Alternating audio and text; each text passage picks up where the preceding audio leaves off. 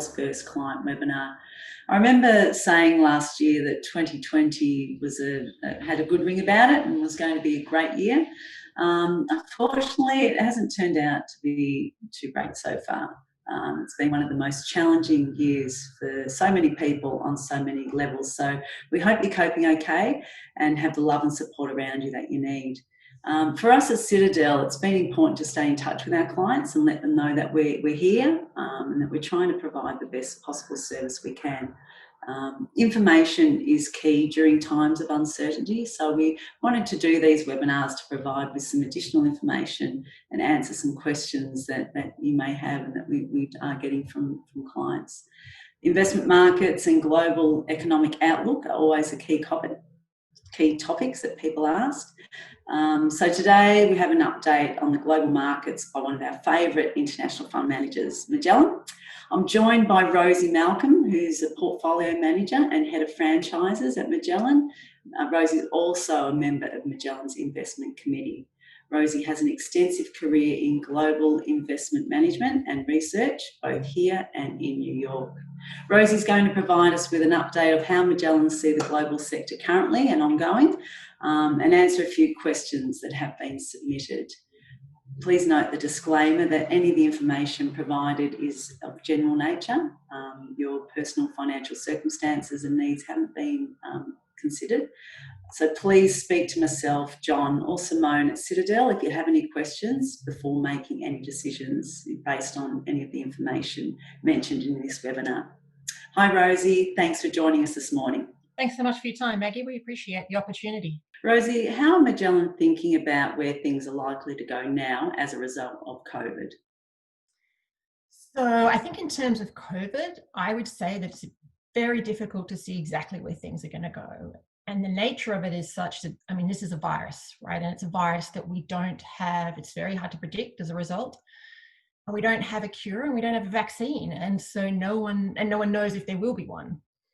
So that fundamental uncertainty, I think right now is exacerbated by a very wide range of government responses to COVID. Even if you think about the two biggest economies, so the US and China, I mean, they are basically at opposite ends of the spectrum in terms of the way that they responded to the virus and the way their economies are working as a result. And so we at Magellan can see a pretty wide range of outcomes at the moment. Now, there are definitely positives. Central banks around the world are doing an enormous amount to keep financial markets functioning and liquid. We've seen the Federal Reserve, the European Central Bank, a range of the RBA bring interest rates down to very low levels. They're doing things like buying assets across a range of different asset classes to support financial markets. The Fed's got swap lines in place with emerging markets to help them get access to the US dollars they need. So that response is certainly positive. We're seeing positive response from governments themselves. If you think about what they're doing, the Australian government, for instance, Job Seeker, JobKeeper, those kind of programs, that sort of program is being enacted around the world by a range of different governments, and that's making a big difference to the way that the economy is responding. So that's positive. We've got researchers around the world working around the clock. We've seen a level of collaboration we haven't seen in a long time in terms of trying to find a vaccine. And that's another positive that is exciting. And a lot of governments are working very hard to make sure that when we do find a vaccine, or if we do find a vaccine, that they're ready to ramp up production on that vaccine so we can get it out to as many people as possible, as quickly as possible. So there are positives. We're seeing positive pockets of strength in terms of consumer demand in certain areas. So if you think about Home Depot or in the US, which is kind of like Bunnings here in Australia, or Target, they've had some great results recently. They're doing very well. We're seeing credit card data come out of sort of the MasterCards of the world, which have shown a real bounce off that low that we saw in April, which is positive. And there's definitely industries where demand is accelerating. We see that in e-commerce and other areas. And then lastly, if you think about China, which obviously went into COVID a lot earlier than the rest of the world, they're having a rebound in consumer spending. They're kind of coming out of that downturn, and we've seen companies right across the spectrum in the most recent results talk about having 2021 in China, that year, being back to the same levels that they saw in 2019, which is Pretty impressive for two reasons, and positive for two reasons. Firstly, that an economy that large has seen that bounce, but secondly, that it gives a path in terms of a way to manage and deal with the virus so that economies can come back and people can learn from that experience. So that's all positive. Now, having said that, unfortunately, we also see a lot of negatives as well. The obvious one being, as I mentioned earlier, there's no vaccine or cure right now. And we don't know if there's ever going to be one. If you think about HIV, they've been searching for a vaccine. Basically, the research on that started 40 years ago. We still don't have one. Now, don't want to get too depressing, but the HIV virus mutates at a rate much faster than COVID, and so that's positive, and that's what's made finding a vaccine for that hard. But you can't work off the assumption that we will definitely find a vaccine to COVID, despite the amount of money and the effort that's going into that. So that's one risk. We are seeing those pockets of consumer strength that I mentioned, but a lot of that is working off government subsidies. And what happens when those government subsidies run out? They may not continue. We're seeing kind of back and forth in the US at the moment between Democrats and Republicans about how much the next wave of support should be. And there's no guarantee that that'll get passed. And if it does get passed, we're seeing an increased level of debt being taken on, particularly by governments around the world, to try and support that level of funding, which is helping in the short term, but eventually you have to pay for that. I think related to that is it's very hard to see what the true level of unemployment is. So due to these government policies, you often have people being referred to as being furloughed, not unemployed. So in theory, furloughed, there's a job to go back to.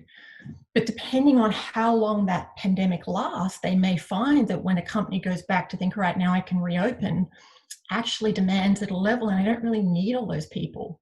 It was interesting, the head of the Carlyle Group, which invests in private companies, so we often don't hear from those companies in terms of the transcripts and things, and he was out this week talking about the fact that companies in private are starting to acknowledge that they may not need as many workers in certain industries, may not need as many workers as they used to. So that's kind of something that's there on the horizon. And so then other examples of things that while there are businesses that are doing well, and they actually might need to hire people. So Amazon was out a couple of weeks ago, again, saying we need to hire more people. They're hiring sort of 3,500 is the most recent number. But will the skill set of the people that have been let go match the skill set of what we need in these new businesses coming up, which are often sort of more technology orientated? And normally that transition happens over a more elongated rate, or sort of an elongated period of time, and it gives people a chance to retrain. But this is just happening so quickly, that acceleration in certain industries and into new areas, that it's just going to take, it's not really something that we've had to deal with a lot before, not en masse like this. And so that's something we're looking at. If you look at the shift in, as I mentioned, e-commerce and the shift in malls, we look at what's happening to the oil price and what that might mean in terms of potential bankruptcies, and then other areas like travel, when will travel come back, and what's that going to mean to those industries and companies that might have a lot of debt in those industries in the short term. And then we haven't even touched on emerging markets. You know, some of them are sort of wading through this okay, but a lot of others are not doing as well or won't do as well. And so, unfortunately, I don't have a very clear answer for you, but there's certainly a very wide range of outcomes and a lot of different things that we're thinking about, both on the positive side and the negative side. So the range of outcomes, how does Magellan think about those? You know, the potential. Yeah, so we sort of thought we've bucketed, I guess, into 4 potential outcomes. And the first one is what I would refer to, and you've probably heard in the press and from other commentators, very kind of every letter under the sun in terms of that recovery has been talked about. But I'll refer to the first one as a V-shaped recovery. So a kind of quick dip, which we've seen, and then hopefully a quick rebound. And that's a fleeting recession. It's really going to require kind of a successful reopening and policymaker policies that are perfectly targeted to exactly what they need to be for those economies to come right back, with most of those furloughed workers that I talked about earlier returning to the job that they had pre-pandemic. So that's a potential outcome. We think it's pretty unlikely at this stage, honestly, but it's sort of something that we haven't completely taken off the table. Now, if we go to the far end of the spectrum, what is the potential outcome is a very severe depression. Something sort of we saw back in kind of 1929, if we'd see a policymaker response that just isn't adequate. Maybe there's a trip in terms of not getting the right policies back in place, not getting the right support back into place for either consumers or businesses. And then we could see a very sustained long-term decline in the level of output. Now, on the positive side, we also think that's pretty unlikely, particularly when we look at what I talked about earlier in terms of the response from governments around the world. And the response from central banks has been very strong, and they have tried to be very reactive. I mean, they sort of learned, I guess, from the 2008, 2009 crisis and have brought back a lot of those programs very quickly, which is positive. So we don't think that very severe depression is in our base case. Which brings me to the last two cases, which kind of sit in the middle, and there's sort of a U-shaped case, I'll call it, for want of a better word, and then a kind of a little bit more of a prolonged dip case. And it's really around how long does the virus last? Can we get the vaccine? What are the policymaker responses? And it's very hard for us to see which of those two is more likely at this point in time. But just to put that into a little bit of context, we would classify that 2008, 2009 recession as sitting right in the middle of kind of those two middle outcomes, just to give you a sense of what it might mean in terms of the economy, depending on which way we go. Okay. I mean, whenever there's a crisis or something, it presents, new opportunities.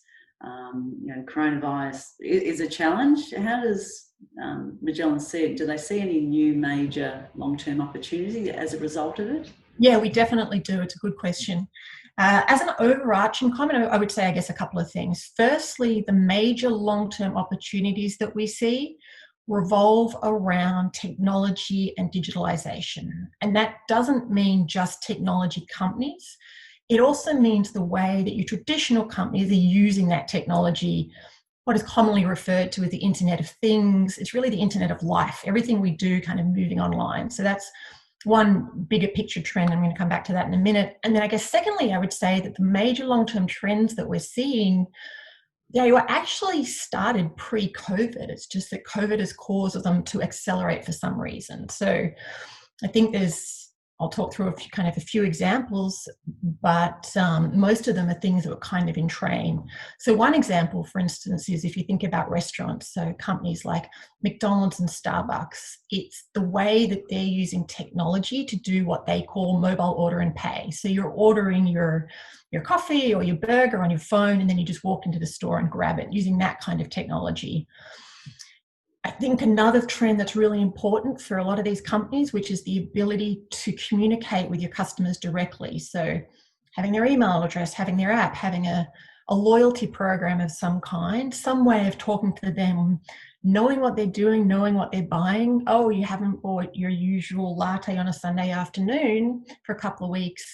Why hasn't that happened? Why don't you come back in tomorrow and we'll give you an extra one for free, bring a friend. And so that sort of keeping customers in your ecosystem is an important trend that a lot of companies are very focused on. And that's all about using technology, not just kind of a technology company, to my earlier point. I think it's the importance of convenience and the ability to get product to consumers when they want it, where they want it, in the format that they want it.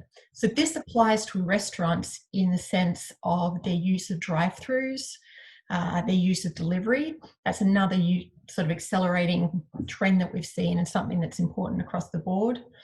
I think fundamental to all of this is understanding consumers. And so those companies that use technology to get those really deep consumer insights and sort of track consumers across a whole range of different platforms doing a range of different things in their life. And when I think about a company like that, I think about a company like Alibaba in China. I think that's another important long-term trend. We've seen trends like that acceleration away from cash. You probably know, going down to a lot of your local stores, they don't want you to use cash anymore. Everything's being done on cards to prevent people from touching each other. And so that's we're seeing that trend accelerate. So that's companies like Visa and MasterCard. Another trend that we're watching pretty closely is this working from home trend. And what does that mean? So now I'm not a buyer that we're all going to work from home forever. I don't think that's going to be the long-term trend, but I do think we might definitely see a hybrid model where you go into work 2 days a week and you work from home 3 days a week, or you go into work 3 days a week, work from home 2 days a week, something a lot more flexible than what we've seen in the past. And what does that mean? So companies that make that remote working easier, companies like Microsoft, Zoom, where we're on Microsoft Teams, they should benefit from that trend. I think it potentially benefits consumer goods companies, so the Nestle's and the Pepsis of the world, because people are just going to be at home more, making food at home, which is something that we spend quite some time thinking about. And then I think there's potentially a sustained trend towards wanting a larger house. So we're seeing it in real estate markets around the world at the moment, where people are moving away from that inner city, say in Manhattan, and you're looking to buy a house in the kind of the outer areas where you can have enough room for a home office. And you don't need to be as close to work anymore when you don't have to commute day to day. And so as people kind of think long term, well, where do I want to be based in this new world? We're likely to see kind of a bit of a shift in terms of where people are consuming and the types of products that we're consuming. And we're even seeing it now. I mean, if you look, as I mentioned earlier, the demand at companies like Bunnings at the moment has just skyrocketed because people are fixing up all the things around their house, because now they're spending a lot of either time at home and they want things to be nice, and things that didn't used to bother them now bother them. And so we're seeing, and I think that could be a sustained trend potentially.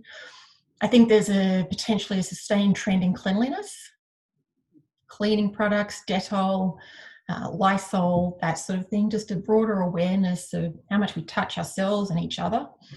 And then I think one other trend, and this is overarching, it probably doesn't come out from the comments that I've just made in terms of, and this is relevant to how we think about investing, which is to become and to be part of that trend, you need to, and adequately respond, you need to have the technology to be able to have it in place, to have that mobile order and pay, to be able to do delivery. And so I think the larger companies are going to be in a better position to fund that kind of investment than some of the smaller companies. And so we see a bit of a trend towards or in favor of larger companies rather than smaller companies. I suppose some of the larger companies around the world and is in the US, and the US has the biggest economy. There's a lot of factors that are impacting the US economy at the moment. One of the big ones is the presidential election that's coming up. Does Magellan have a view on the likely winner? So that's a really interesting question, because I think it's really important to think about, what do you mean by the winner? And what I'm getting to there, it's not just about who wins the presidency, because of all the checks and balances that are in that US political system. It is also about who controls Congress, particularly for this election, the Senate, which is more likely to be in play than the House of Representatives. And so there's a follow-up consideration to who actually wins, which is whether they have enough power to actually get anything done. And so a big topic of discussion with us at the moment is thinking through, because you may not know, there's a mechanism in place in the Senate which essentially allows the minority party to prevent new legislation from going through. It's commonly referred to as the filibuster. And it means even if you've got the majority, so you might have 51 senators out of 100, you're still not going to be able to get your legislation through unless you have 60. And the chance that either party gets 60 is pretty slim for this election. Nonetheless, so what will be interesting to see is if the Democrats win the White House, and even if they technically win the Senate, and they currently have and will likely retain the House of Representatives, will they be able to do anything? And if they can't do anything, will they get rid of that filibuster mechanism so that they can get through the legislation that they want to get through, and what will that mean longer term? But back to your original question, in terms of the likely winner, I think if the election was held today, I'd be backing Joe Biden at this point for president. And I think what's happened with COVID and the Trump administration's response to that and how it's been handled has definitely played into Joe Biden's hands, which is helpful to him. But at the same time, the election's still a little while away and things can change. And we certainly saw in the 2016 election, the outcome that a lot of people thought was going to happen didn't happen. And so this is something we're constantly watching and thinking about and trying to consider what the potential ramifications are. Yeah, I suppose after the last 2016 election, when Trump got in, the economy and particularly the share market did surge. which was quite unexpected, I think, by a lot of people. What do you think is going to happen with the US economy and the share market, based on who wins? Yeah, so that's another really good question, and I'll just raise another point, I think, in terms of forecasting at the moment, which is just the level of uncertainty across different interrelated factors is making it even more difficult than usual. And so sort of ask, well, what's going to happen with the economy? It comes down to who wins, but it also, in my mind, comes down to where's the virus at. It's that interplay between a range of different things. So we're going into winter in the Northern Hemisphere. We'll be heading into winter as we go to this election. And my response in terms of what's going to happen, it's if we have a virus that suddenly gets out of control again and becomes rampant and a real problem, I think if you look at a Democratic win, you're more likely to see an administration that is prepared to deal with a virus that is out of control and take some of the steps that we have not seen the Trump administration take in terms of a holistic federal response in the US right now. And so kind of my response depends on who wins, depends on where the virus is at, that sort of thing. Another thing that I sort of mentioned earlier is one of the key things that's kept kind of the economy afloat right now, particularly through this period, is the level of benefits that governments have provided to consumers, to businesses. And I think we're more likely to see a higher level of benefits under a democratically controlled or Congress controlled by the Democrats in the US. And so there's a combination there of the two outcomes, but I think that would be probably better for the economy. Now, having said that, if we have a situation, because there's another side to thinking about what the Democratic policies might do, and the Democratic policies are also likely to mean higher taxes. So if they can manage the economy better, that would be better for the stock market. But on the negative side, it's likely to result in higher taxes, which would be negative for the stock market. And so it's not that straightforward. Now, having said that, as you just brought up, when you think about kind of 2016, everyone talked about how terrible Trump would be for the stock market, and it didn't turn out that way.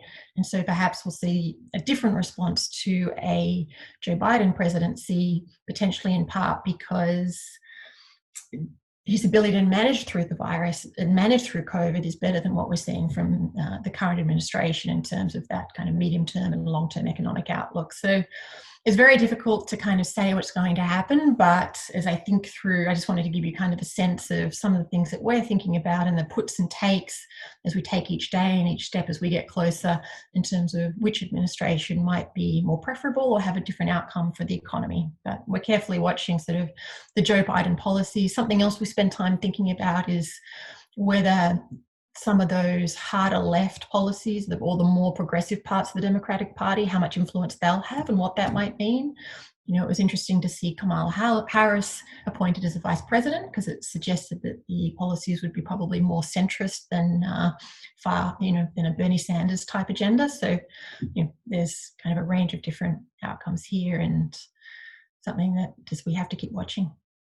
Yeah, look, it's listening to you and all the other commentary that we get from all the experts. There's just numerous possibilities that could go either way, depending on different factors, the virus, the election, US, China. There's so many. How does Magellan manage their portfolios to accommodate? Because it must be difficult. So at any time, managing that portfolio is a combination of the amount of cash that we have and then the investments that we have decided to make. Now, we always invest in very high quality companies that we expect to do well over a long period of time. But at any point, we might select companies that have more exposure or less exposure to certain trends within that high quality cohort based on what we see and what we think is going to happen. And so we might re-weight towards one subsector or another. So I'm going to talk through it a little bit more in terms of the specifics. And you can see the slide coming up there in terms of where we were in December and where we are now, because I think that will be helpful in just understanding how we think about this kind of transition and how we move the portfolio as we started to see this level of uncertainty rise over the last few months. I just want to clarify at the top of the slides, the CRR, you'll see that listed there, is called our combined risk ratio. It is essentially a measure of how much exposure we have to market movements, particularly in the context of a market sell-off. And we're always very keen to protect our clients' capital in a market sell-off. So it's something that we spend a lot of time thinking about. So if we have a look at the slide in December, when the economy was looking quite strong, it also looked like the Fed was going to be pretty measured about the way that they were going to raise interest rates. So in that context, we had a pretty low cash position. And we still had we did still have a meaningful amount of kind of exposure to technology stocks, but also defensive stocks. We also had a reasonable amount of exposure to businesses that rely on a higher level of consumer spending. So it's companies like Louis Vuitton Moet Hennessy, so the luxury goods company, or even Apple, if you think about the cost of kind of replacing your iPhone, that's not a small expenditure. We also had exposure to businesses that get a relatively large amount of their revenue from what we refer to as on-trade. On-trade basically means pubs, clubs, restaurants, basically all the things we're not allowed to do anymore. But we had exposure to those businesses, those celebratory occasions, and that was through companies like Heineken and InBev, who, by the way, also had a relatively large exposure to emerging markets. Right now, as you've probably gathered from all my comments to today, we position the portfolio in a way that we feel, it's just the way that we position the portfolio when there's less certainty around the outlook and when we can see probably some downside risks on the horizon. What that actually means in practice is that we have a fairly sizable cash position. You can see it's jumped there at the end of June. We got up to 15% compared to which was much higher than where we were in December. We are still invested in about 2021 high quality businesses, but the weighting of those businesses is more towards those technology companies that we expect to benefit from the earlier trends I was talking about, this general Internet of Things, or moving everything in our lives onto the internet. We've increased our exposure to companies that do well in a downturn, so companies like Nestle, like Pepsi. We've got exposure to Reckitt Benckiser, which is the maker of Lysol and Dettol, and that goes back to the point about cleanliness and seeing that as kind of a longer term sustainable trend. We have pretty decent exposure to China, increasing our weight towards companies like Alibaba or Tencent, which was important. And then if you think about the companies that we have moved out of in the last few months, it's the companies with the exposure to emerging markets. I mentioned earlier that that was a risk. And so ABI, Heineken, who also have exposure to that pubs and clubs and restaurants and just general party atmosphere, we've sold those positions. We've also moved out of our Apple position, and which has that kind of requires a higher level of consumer spending, potentially in terms of that iPhone replacement cycle. And then we've sort of reduced exposure to other companies that just require a higher level of consumer spending, like LVMH. So hopefully that'll give you a sense of how we, in practice, actually shifted the portfolio to respond to a situation which was becoming more and more fluid and more uncertain as we moved through the last few months. There's another hot topic which has been coming up a lot of late. China, second biggest economy in the world. They have been very aggressive, in lots of. We're feeling it here in Australia, and how they've made some, comments and changes in regards to us and our economy, and with the US, with the trade wars, and there, been lots of talk around that. One Belt, One Road. Does Magellan have a view on their aggressive stance in the world and what they're trying to do? Yeah, I think as I look at it right this very minute, and it's definitely kind of ebbs and flows, but I actually think right now they're being pretty measured in the way they deal with the international community. And with regard to the US, I suspect that they're looking at that and thinking, being anti-China is kind of good politics for both sides of the aisle. And they understand what nationalistic sentiment can be and what it can do, and they don't actually want to stoke that. They don't want the US on either side really to be anti-China, and so I think they're being a bit more measured than perhaps they normally would be now as we think in this particular moment. And they're probably, you know, biding their time. Let's wait and see what happens in November, and then we'll think about our strategy in terms of which administration we're going to be dealing with. Now, over the medium to long term, the reality is China's rise is going to continue.